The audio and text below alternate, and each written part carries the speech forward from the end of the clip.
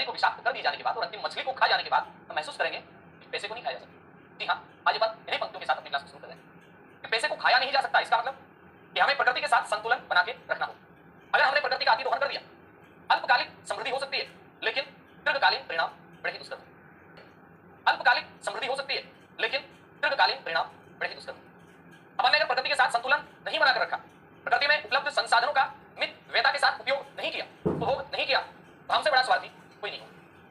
हम केवल हमारी आवश्यकताओं की तरफ ध्यान ना दें, हमें आने वाली पीढ़ियों के कल को भी देखना होगा, हमें आने वाले बच्चों के भविष्य को भी देखना होगा। और ये बात हमारे पूर्वज भी सोचा करते थे। अगर वो नहीं सोचते थे तो वो गलत थे। अगर हम नहीं सोचेंगे हम गलत होंगे, और आगे आने वाली पीढ़ियां अगर आगे आने वाली पीढ़ियों के लिए नहीं सोचेंगी वो गलत हो जाएगी। जी हाँ, आज अपन इसी मुद्दे पर चर्चा करने वाले हैं। आज का टॉपिक है सतत पोषणीय विकास। यानी मैं बात करूं, एक विकास सभी चाहते हैं, हर इंसान विकास के उस स्तर को छूना चाहता है जहां तक वो अपने परों से पहुंच सकता है।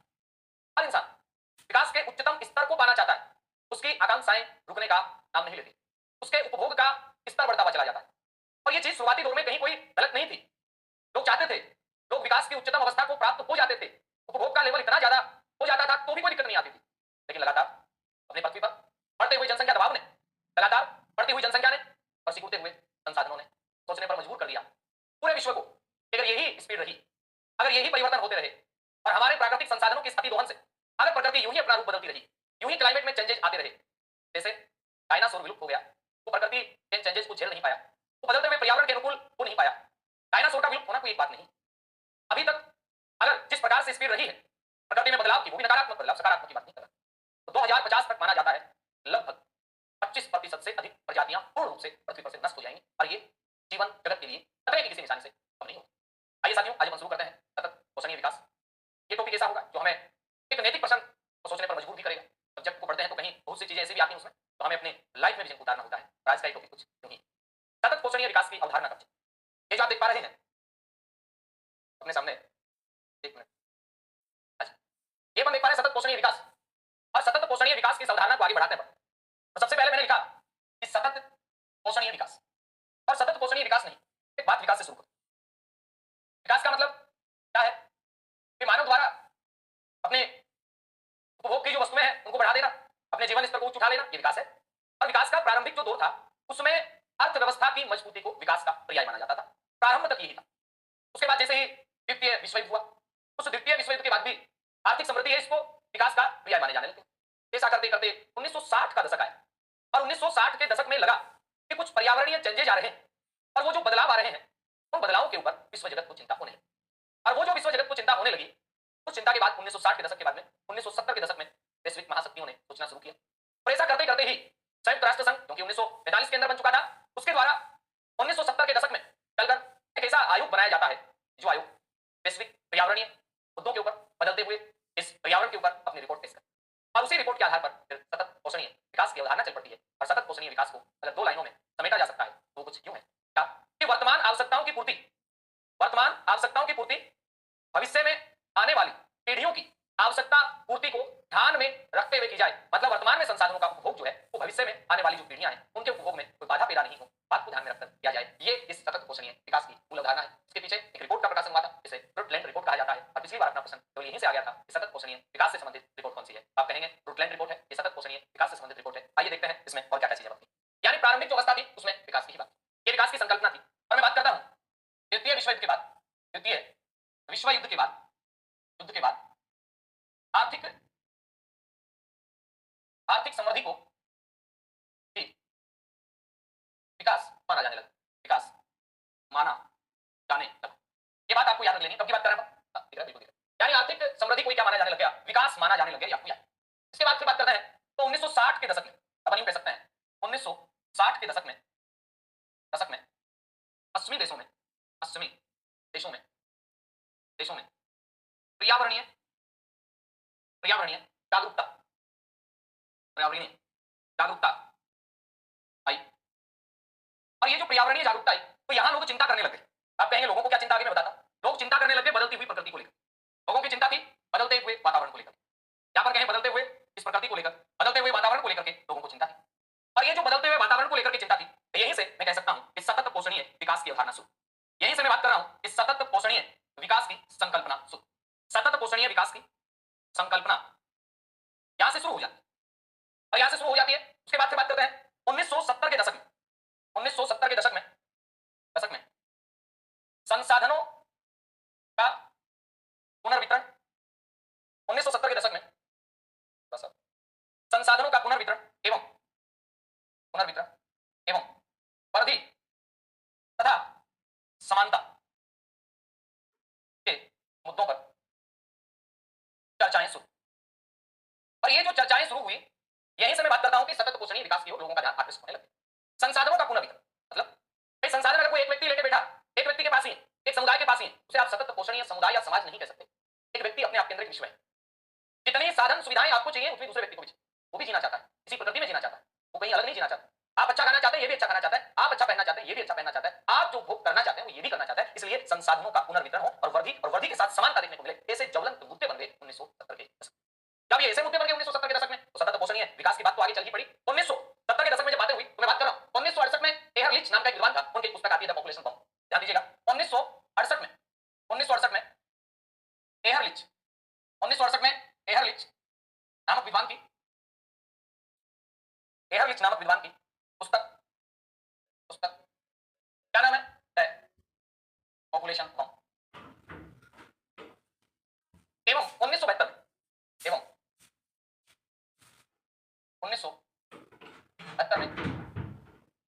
मिडोस नामक विद्वान की पुस्तक है लिमिट टू ग्रोथ। इन दोनों पुस्तकों ने मैं यूं कहूं कि उस समय क्रांति ला दी इसमें सतत पोषणीय विकास के विचारों। एक ने पुस्तक लिखी थी पॉपुलेशन बम कि भैया जनसंख्या वृद्धि किसी बम की तरह है और बड़ी घातक सिद्ध होगी। इसने कहा था लिमिट टू ग्रोथ, यानी ग्रोथ की एक लिमिट है। विकास का उच्चतम स्तर कोई होता है, अगर वो उच्चतम स्तर तक हम चले जाएंगे, आगे आने वाली पीढ़ियों के लिए कुछ नहीं बचेगा। मतलब मैं यूं कह सकता हूं इन दोनों ही पुस्तकों के द्वारा कौन से विचारों को बल मिलता है? सतत पोषणीय विकास के विचारों को बल मिलता है। और जब बल मिलता है इन चीजों को, तो अब संयुक्त राष्ट्र जो संघ है, याद रखिएगा इसी समय संयुक्त राष्ट्र संघ द्वारा, इसके द्वारा आप कहेंगे संयुक्त राष्ट्र संघ के द्वारा विश्व पर्यावरण विकास आयोग की स्थापना की जाती है। यानी विश्व पर्यावरण विकास आयोग की स्थापना की जाती है। अब आप कहेंगे राष्ट्रीय तो विश्व पर्यावरण विकास आयोग की स्थापना तो कर दी, इसके अध्यक्ष पद पर इसका अध्यक्ष किसे बनाया जाता है?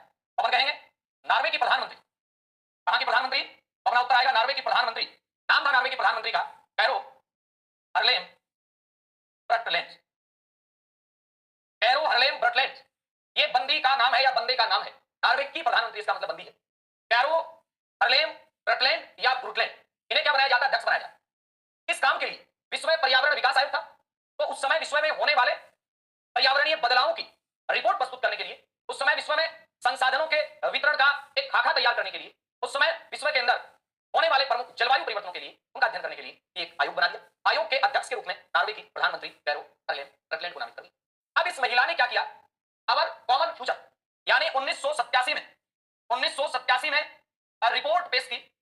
और इस रिपोर्ट का शीर्षक क्या था?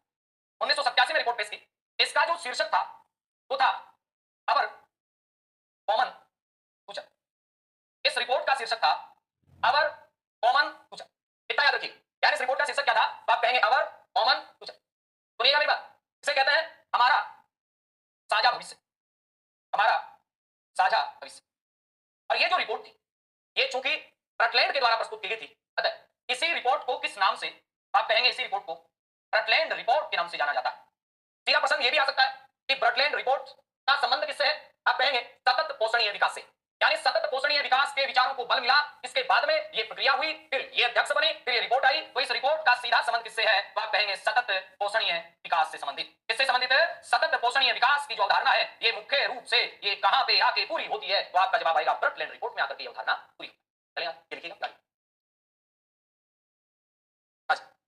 अब देखिएगा मित्रों, इसके बाद में जैसे आप आगे चलें, ये ब्रटलैंड रिपोर्ट आ गई या ब्रुटलैंड कह दो, आई कब? 1987 में। ये पुस्तक वैसे शीर्षक क्या था? अवर कॉमन फ्यूचर था, हमारा साझा भविष्य था। अब जरा गौर करना, मैं बात कर रहा हूं यहां इस रिपोर्ट में पहली बार सतत पोषणीय विकास की ओर ध्यान दिया। आप लिख सकते हैं इस रिपोर्ट में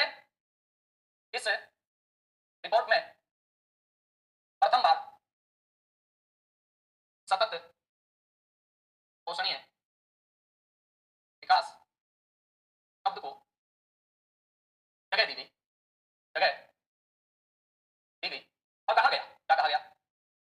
सतत पोषणीय विकास वह विकास है जिसमें वर्तमान पीढ़ी, जिसमें वर्तमान पीढ़ी अपनी आवश्यकताओं की पूर्ति, अपनी आवश्यकताओं की पूर्ति भविष्य में आने वाली पीढ़ी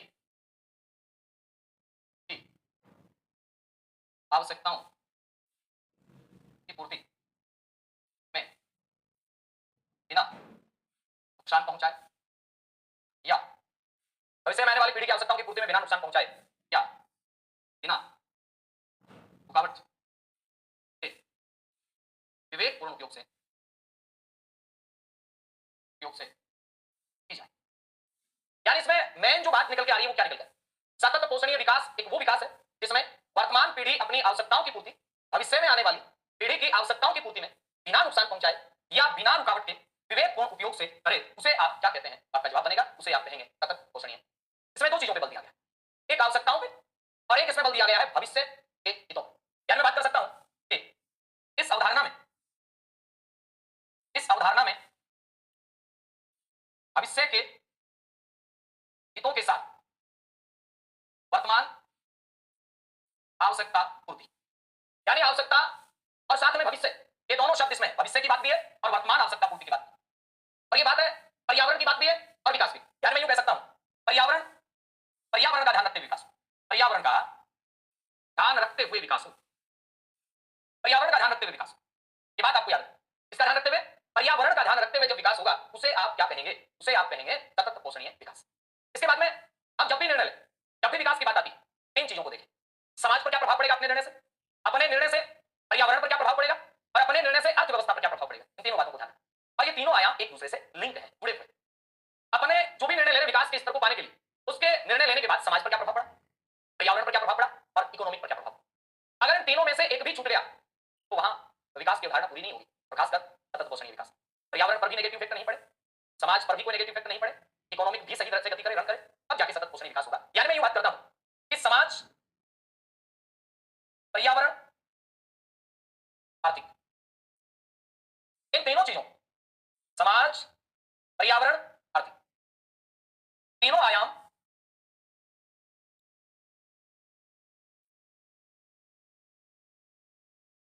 आयाम विकास पथ पर साथ चलें। या मैं यूं कह सकता हूं कि तीनों की तीनों चीजें अंतर संबंधित है, एक दूसरे से जुड़ी। समाज, पर्यावरण, तीनों आयाम ये विकास पथ पर साथ चलेंगे, तब जाके सतत पोषणीय विकास की अवधारणा को और ज्यादा क्लियर करते हैं। इसके बाद फिर आगे देखते हैं, ये जो आप देख पा रहे हैं ना, रिपोर्ट की जो डेफिनेशन आई, ये सबसे महत्वपूर्ण चीज है, याद करने लायक। एग्जाम में यहां से क्वेश्चन आ सकता है। आगे देखिएगा साथियों, अपन बात करते हैं यानी प्रकृति के साथ मानव, इसका सामंजस्य याद है। प्रकृति के साथ मानव का सहयोग, साहचर्य, श्रद्धा, सम्मान की भावना जरूर। देखिए मैं एक बात बताऊं, हमारे बड़े बुजुर्ग जो थे उन्होंने बहुत सी चीजें सोच समझ के चालू की। प्रकृति की पूजा करना, नदी की पूजा करना।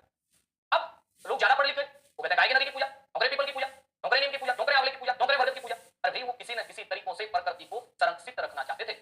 और प्रकृति का संरक्षण जरूरी हो जाता है जब मानव बहुत ज्यादा विकास कर जाता है, उस टाइम तो सबसे ज्यादा जरूरी हो जाता है। आपने देखा होगा अभी कोरोना महामारी के अंदर लोग ऑक्सीजन के अभाव में मर गए। ऑक्सीजन के प्लांट लगा लेना अच्छी बात है, प्लांट ऑक्सीजन बनाएंगे कहां से? तो वायुमंडल में ऑक्सीजन की ही कमी हो जाएगी, पेड़ पौधे ऑक्सीजन जनरेट करना ही बंद कर देंगे, पेड़ पौधे होंगे ही नहीं, तो मशीनें ऑक्सीजन कहां से बनाएंगी? तो मशीन ऑक्सीजन ऐसा तो है नहीं कि वो मशीन बना रही है, मशीन भी ऑक्सीजन कहीं ना कहीं से इस वातावरण से ही तो प्राप्त कर रही होगी। तो मनुष्य अगर बनाता भी है वैसे, वो कितनी ऑक्सीजन बना लेगा? कितनी बना लेगा? नहीं बना सकता, कितनी बना लेगा? प्रकृति के आगे तो झुकना ही पड़ेगा। अपन मानव भूगोल में चर्चा करेंगे, प्रकृतिवाद, संभववाद और नवनियतिवाद, तीनों अलग अलग विचारधाराएं हैं। कई कहेंगे प्रकृति कुछ नहीं कर सकती, कई कहेंगे प्रकृति बहुत कुछ कर सकती है, प्रकृति तो बिल्कुल मजबूत है, कई कहेंगे नहीं मानव प्रकृति का दास थोड़ी ना, जैसे चाहे वैसे करेगा, मरुस्थल के अंदर भी चावल उगा सकता है। भगवान विचारधारा के लोग कहेंगे अपना ज्ञान बांटेंगे, लेकिन कोई नहीं। आपको तो ये देखना कि प्रकृति के साथ मानव का सहयोग, साहचर्य, श्रद्धा, सम्मान की भावना है, ये जरूरी। आगे देखिए, सतत पोषणीय विकास, सतत पोषणीय विकास को टिकाऊ विकास, टिकाऊ तो होना ही चाहिए, टिकाऊ विकास उसके बाद में आते हैं स्थिर विकास, स्थिर विकास के बाद में आप कहेंगे संतृप्त विकास, विकास के बाद कहेंगे स्थायी विकास, के बाद में कहेंगे संपोषणीय विकास। एक ही नाम, इन सबका अर्थ एक ही, संपोषणीय विकास आदि कहते हैं। अब आपके मन में एक प्रश्न बनेगा कि सतत पोषणीय, सतत पोषणीय विकास के उद्देश्य क्या है? भाई ये जो सतत पोषणीय विकास है, इस सतत पोषणीय विकास के उद्देश्य क्या है? नंबर एक बात, गरीबी को हटाना। गरीबी हटेगी तभी तो सभी में संसाधनों का वर्गीकरण होगा, है ना? ये संसाधन आ जाएंगे, अगर एक निम्न स्तर के व्यक्ति के पास उसकी भी जीने का स्तर बढ़ जाएगा, सभी लोगों के बराबर आ जाएगा, गरीबी हट जाएगी। आगे आप कहेंगे सतत आजीविका दें, सतत आजीविका प्रदान कर। उसके बाद आप कहेंगे पर्यावरण के अनुकूल चीजों को आगे प्रमोट कर, पर्यावरण अनुकूल गतिविधियों को, पर्यावरण अनुकूल गतिविधियों को बढ़ाना। उसके बाद में ऊर्जा दक्षता को प्राप्त करना। उसके बाद प्राकृतिक और मानव निर्मित संसाधनों का संरक्षण करना, प्राकृतिक एवं मानव निर्मित संसाधनों का संरक्षण करना। उसके बाद में उत्पादन के अवसरों का विकास करना, उत्पादन के अवसर है, नई नई चीजें उत्पादित करते रहें, और नव्यकरणीय जो संसाधन है उन पर निर्भरता को बढ़ाना। अब कहें नव्यकरणीय संसाधनों का अधिकतम उपयोग, नव्यकरणीय संसाधनों पर निर्भरता को बढ़ाना। दो प्रकार के संसाधन होते हैं ना, एक नव्यकरणीय संसाधन वे संसाधन जो नवीनीकृत होते रहते हैं, अनव्यकरणीय इनके भंडार निश्चित है, सीमित है, निश्चित है कि एक दिन वो खत्म होंगे। कोयला है तो भंडार तो पृथ्वी पर निश्चित ही है, कभी ना कभी तो खत्म होगा ही, या नहीं होगा, होगा ना कभी ना कभी तो, बस उसके भंडार निश्चित है, कभी ना कभी तो जाएगा, वो नव्यकरणीय उनकी जगह सॉरी अनव्यकरणीय। तो नव्यकरणीय जो संसाधन है इन पर निर्भरता को बढ़ाना, तो ये सारे के सारे क्या सतत पोषणीय विकास के उद्देश्य के रूप में माने जाते हैं। अब जैसे आप आगे चलते हैं सतत पोषणीय विकास के बाद में, उद्देश्य के बाद में सोइए तो ठीक है।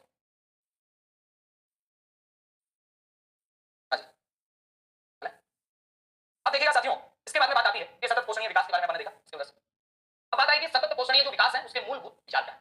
देखिए सतत पोषणीय, सतत पोषणीय विकास के मूलभूत विचार, यानी सतत पोषणीय जो विकास है इसके जो, यानी अपन कहें कि इसकी जो मूल बात है वो क्या है। नंबर इसकी मूल विचार जो है नवीकरणीयता। नवीकरणीयता का मतलब क्या होता है, यानी वो संसाधन, वो चीजें, उनके ऊपर ज्यादा जोर देना जो दोबारा बनती है, जैसे सौर ऊर्जा, जैसे पवन ऊर्जा। जब तक प्रकृति रहनी तब तक हवा तो चलनी, हवा चलनी तो हवा से ऊर्जा बननी, जब तक प्रकृति रहनी तब तक सूर्य रहना, तब तक सूर्य रहना तब तक सौर ऊर्जा बननी, नवीकरणीय हुआ ना। लेकिन जब तक प्रकृति है तब तक कोयला नहीं रहना और तब तक ताप विद्युत नहीं बननी, खत्म होगा ये। यार यहाँ से मंगवा रहे हैं, कल वहां से मंगवाएंगे, चीन से कोयला मंगवा लो, छत्तीसगढ़ से मंगवा लो, छत्तीसगढ़ में कोयला खदानें बंद होगी, तो भैया जो स्पीड हमारी इनको काम में लेने की ना, तो वो स्पीड इनके बनने की है ही नहीं। नंबर एक बात। नंबर दूसरी बात है प्रतिस्थापन। प्रतिस्थापन का मतलब जो अनव्यकरणीय है उनकी जगह नव्यकरणीय संसाधनों को ले आओ। तो वर्तमान में सरकार सौर ऊर्जा के ऊपर सब्सिडी दे रही है, वो प्रोजेक्ट चला रही है, ये करो वो करो, क्यों? सरकार को क्या पड़ी पड़ी, सरकार को चिंता है आगे आने वाली 100-200 साल की पीढ़ियों के बाद करना पड़ता है प्रयास। प्रतिस्थापन करें, सतत पोषणीय विकास का मूलभूत विचार। और यहाँ नवीकरणीयता में भी एक बात याद रखना है, यानी अपने उपभोग की जो दर है ना, वो उसके सृजन की दर से कम होनी चाहिए। उपभोग तो करें, जैसे मान लीजिएगा कि जिनका 5 किलो अब बन जाएगा 4 किलो, तब तो बचा हो जाएगा। अपने उपभोग की दर सृजन की दर से कम होनी चाहिए, ज्यादा होगी तो गड़बड़ हो जाएगा। नवीकरणीय भले मर्जी वो है, इनमें अपने घर में लगी हुई सोलर प्लेट भी बनाती है 10 वाट, अपन खर्च कर देते हैं 15 वाट और लेके उसी पड़ोसी से। मतलब मेरा कहने का ये कि सृजन की जो दर है उससे कहीं ना कहीं उपभोग की दर क्या होनी चाहिए, कम। अगली अंतर्निर्भरता, अगली तीसरा जो विचार इसका है वो है अंतर्निर्भरता। निर्भरता, अंतर्निर्भरता मतलब संसाधनों से कोई वंचित नहीं रहे। आप कहीं से इतना माल मसाला ना मंगवा लें, आयात ना कर लें कि जहां से आप आयात कर रहे हैं, जिस समुदाय से आप आयात कर रहे हैं, वो समुदाय खुद ही उनसे वंचित। कई बार होता है ऐसा, अपन देखते हैं कि किसी के घर में गाय है, भैंस है, और वो गाय और भैंस वाला दूध बेचता है, और दूध बेचता है तो कई बार ये हालात बनते हैं कि घर के बच्चों के लिए दूध बचा ही नहीं, लेकिन वो बेच रहा है, वो ले जाने वाले ले जा रहे हैं। अब घर वाले बच्चों के लिए बचे या नहीं बचे, वो उनको कोई लेना देना नहीं ना, बेचने वाले वो ज्यादा पैसा है, क्यों कर रहा है ऐसा? कहीं ना कहीं संसाधनों का वितरण ठीक नहीं है, इसलिए वो ऐसा कर रहा है। ऐसा करने पर हम समाज को संपोषणीय समाज नहीं कहेंगे, सतत पोषणीय समाज नहीं कहेंगे, वही नहीं। ऐसा अंतर्निर्भरता होनी चाहिए, लेकिन एक दूसरे से कोई वंचित नहीं होना चाहिए। उसके बाद में अनुकूलनशीलता। अनुकूलनशीलता यानी जिस प्रकार का माहौल बने, जैसा मिले उसी में आप रह जाओ। भाई साहब हमारे घर पे तो पंखा है, ऐसे ही नहीं, पंखे में भी काम चलता है, और नहीं था पंखा तब भी काम चलता था। यहाँ स्टूडियो से क्लास लेते हैं, ऐसी होती है तो भी काम चल जाता है, नहीं होती है तो भी चल जाता है। टिन सेट में पढ़ा लेते हैं तो भी काम चलता है, स्कूल में लाइट नहीं आती तो भी काम चलता है, कोई फर्क नहीं है। ऐसा नहीं, कितनी गर्मी लग रही है, मर जाएंगे, कुछ नहीं है,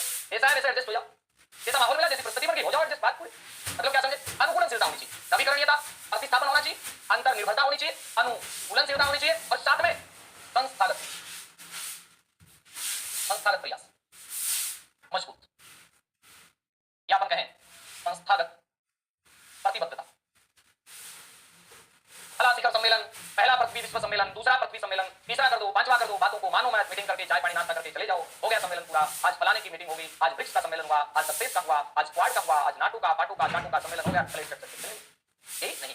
संस्थागत प्रतिबद्धता, संस्थाओं की जिम्मेवारियां निश्चित की जाएं, उनकी जिम्मेवारियां निश्चित की जाए और वो अपने निर्णयों के प्रति मजबूत रहें, प्रयास मजबूत करें, ये इस सतत पोषणीय विकास के मूलभूत विचार। अब बात आती है, नेक्स्ट आगे चलते हैं तो, कि सतत विकास हुआ या नहीं हुआ। क्या कह रहा हूं सुनना, मैंने कहा सतत विकास हुआ या नहीं, सतत विकास हुआ या नहीं, इस चीज का पता किससे लगेगा, पता लगेगा उसके मानकों से। ये मानक है, और उनमें एक मानक आता है अंतर अंतर पीढ़ीगत समानता। मतलब ये बड़े आपके अंदर एक नैतिक प्रश्न बनता है, अंतर्गत पीढ़ी समानता का नैतिक प्रश्न बनता है।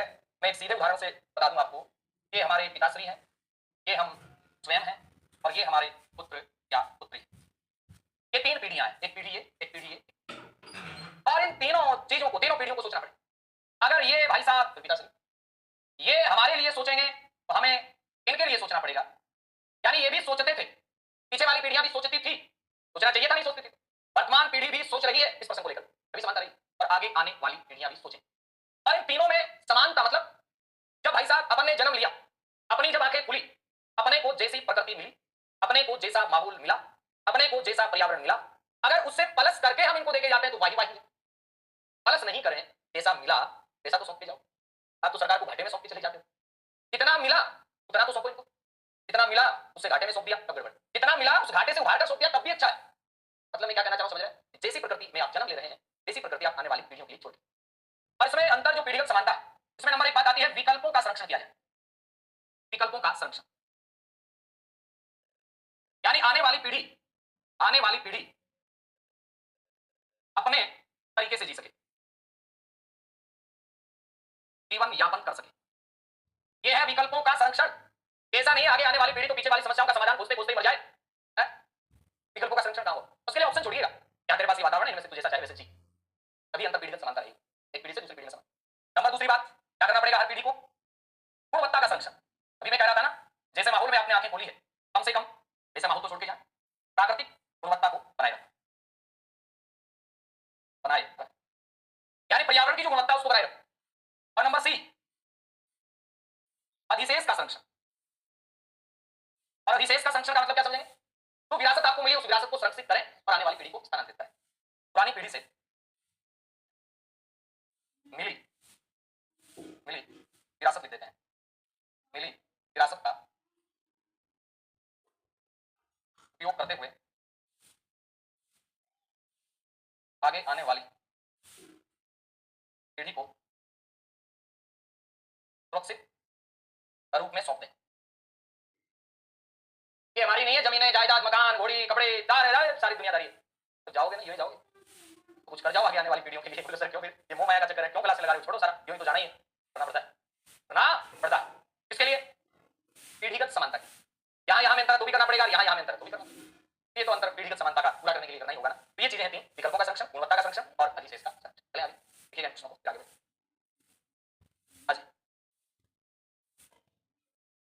तो ये अंतर पीढ़ीगत समानता, अंतर पीढ़ीगत समानता के बाद में एक समानता आती है अंतरा पीढ़ी समानता। नंबर यहां पर नंबर एक लगाया, नंबर दो अंतरा पीढ़ीगत समानता, अंतरा पीढ़ीगत समानता। आप कहेंगे अंतरा पीढ़ीगत समानता क्या लोचा है, ये क्या बीमारी है?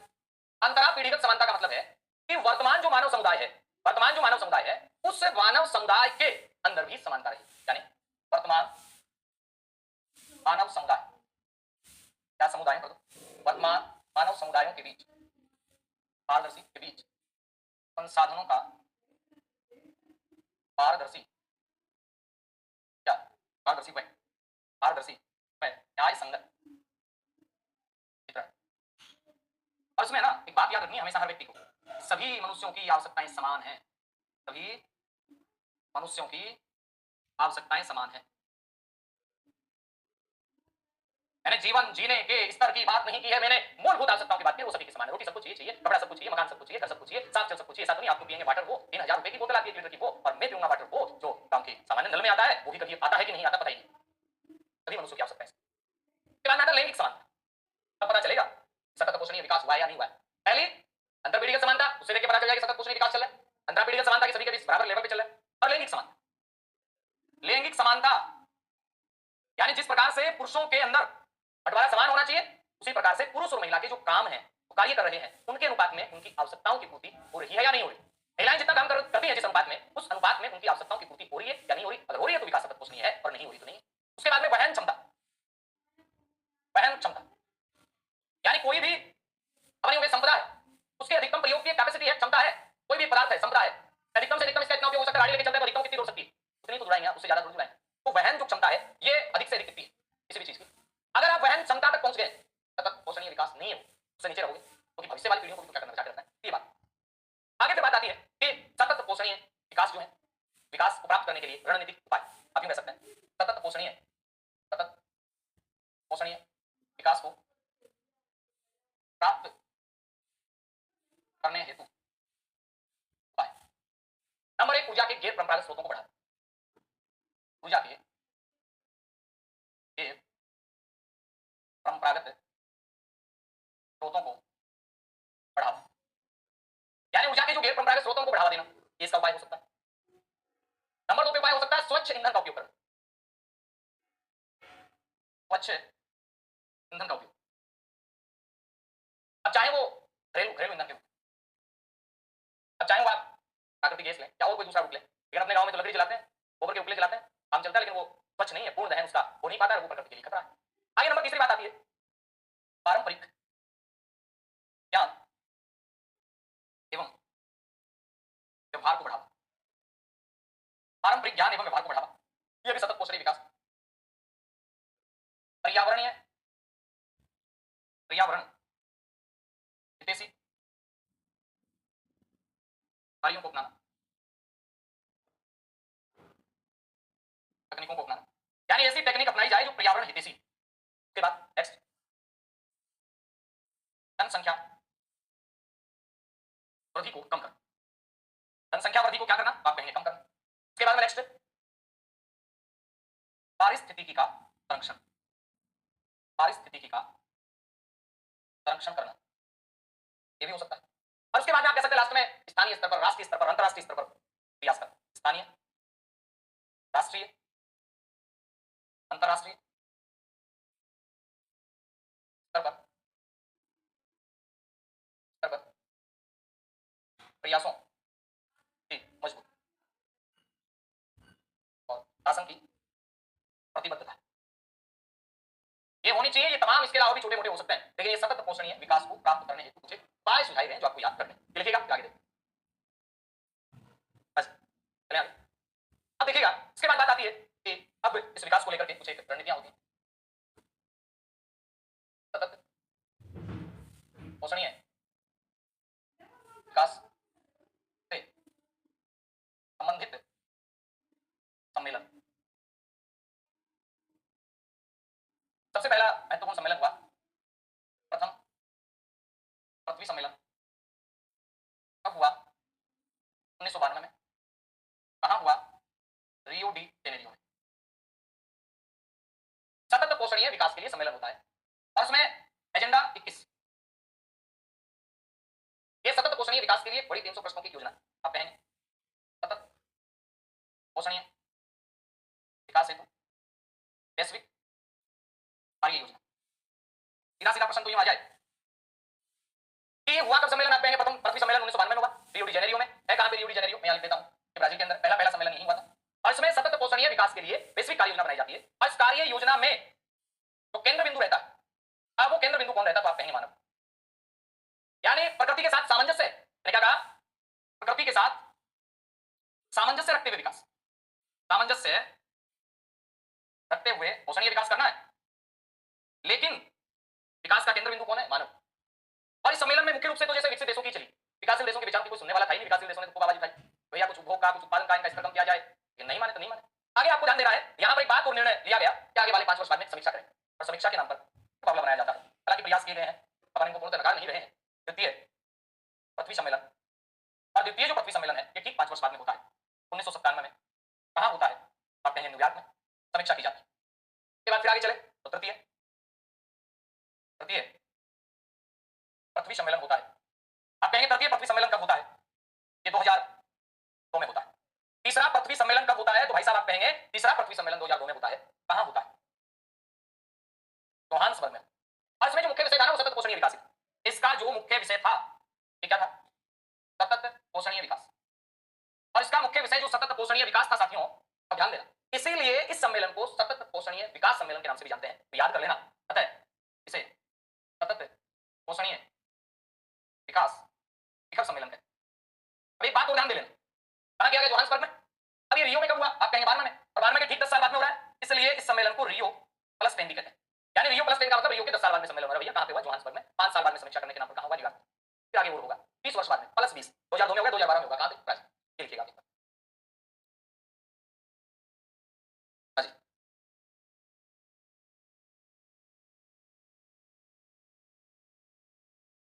देखिएगा। इसके बाद जैसे अपन आगे चलते हैं, आगे बढ़ते हैं, तो अपने पास और बातें आएंगी। क्या क्या बातें आती हैं? जोहान्सबर्ग जो सम्मेलन था,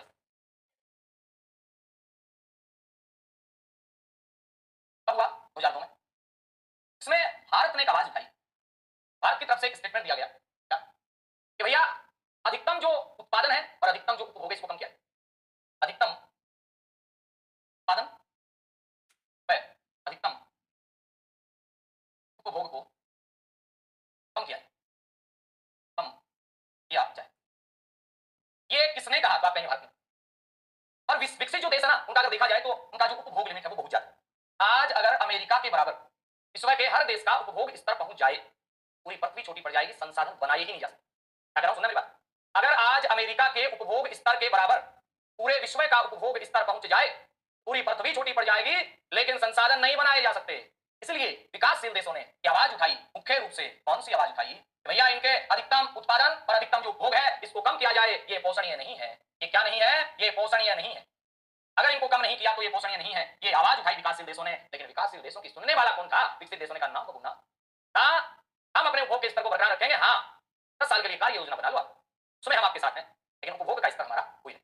और इस सम्मेलन में बात की जाती है 10 वर्षीय कार्यक्रम बनाने पर सहमति हुई। अब 10 वर्ष का कार्यक्रम बनाते बनाते भाई साहब ने 2 वर्ष का कार्यक्रम बना लिया।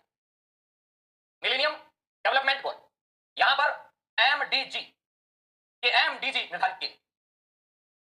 एमडीजी का मतलब मिलेनियम डेवलपमेंट गोल्स, लिख देता हूं, मिलेनियम डेवलपमेंट गोल्स, ये यहां निर्धारित किए जाते हैं। वेरी वेरी इंपॉर्टेंट प्रश्न है, आ सकता है। एमडीजी का निर्धारण ये सतत पोषणीय विकास के संदर्भ में कब किया गया था? तो आपका जवाब बनेगा सर एमडीजी का निर्धारण ये 2002 के जोहान्सबर्ग सम्मेलन में किया गया था। इसके बाद में प्लस 20 सम्मेलन। प्लस 20 सम्मेलन का मतलब क्या समझे? रियो के 20 वर्ष बाद में। और प्लस 20 जो सम्मेलन है ये वापस से ब्राजील में ही होता है। ब्राजील में कौन से शहर में? सेम जगह, टाइम सेम नहीं था, Rio de Janeiro. Rio de Janeiro में क्या होता है? तो आप कहेंगे ब्राजील के अंदर ये वापस से सम्मेलन होता है। और इस सम्मेलन में मुख्य रूप से गरीबी हटाने पर, गरीबी हटाने पर, अवच्छता पर, इसके अलावा सामाजिक आर्थिक विकास के साथ पर्यावरणीय पर्यावरणीय विकास पर तो साथ में हरित अर्थव्यवस्था पर जोर, यानी अर्थव्यवस्था उस प्रकार से संचालित की जाए कि प्रकृति को कोई ज्यादा फर्क नहीं पड़े, उस बातों पर जोर दिया जाता है। गरीबी हटाने पर जोर दिया जाता है, स्वच्छता पर जोर दिया जाता है, सामाजिक आर्थिक विकास के साथ पर्यावरणीय विकास पर जोर दिया जाता है। मैं कहूं इस सम्मेलन में हरित अर्थव्यवस्था पर जोर दिया जाता है। हरित अर्थव्यवस्था पर जोर दिया जाता है। कौन से सम्मेलन के अपन लोग बातें कर रहे हैं? सर हम हरित अर्थव्यवस्था पर जोर वगैरह देने की ये जोहान्सबर्ग सम्मेलन की बातें कर रहे हैं। अब साथियों सुनिएगा, इससे जैसे आप आगे बढ़ते हैं बात आती है इस सम्मेलन में 2012 वाले में, इस सम्मेलन में प्रमुख विषय कुछ इस प्रकार रखे गए, जैसे रोजगार। आप कहेंगे रोजगार विषय, बिल्कुल। रोजगार के साथ ऊर्जा, ऊर्जा के साथ समपोषणीय शहर, शहर भी समपोषणीय होते हैं क्या? हाँ होते हैं, क्यों नहीं होते? खाद्यान्न सुरक्षा, जल, समुद्र, आपदा प्रबंधन। और ये जो विषय रहे टोटल मिलाकर इनके ऊपर ज्यादा जोर दिया जाता है। ये टोटल कितने थे? 7 विषय। और इस सम्मेलन की रिपोर्ट का प्रकाशन, इस सम्मेलन की 2012 वाले सम्मेलन की बातें चल रही, इस सम्मेलन की रिपोर्ट का जो प्रकाशन है, याद रखिएगा, future we want, future we want नामक शीर्षक से किया गया, नामक शीर्षक से किया गया। और यहां पर एसडीजी 2030 के लक्ष्यों को पूरा करने की घोषणा की।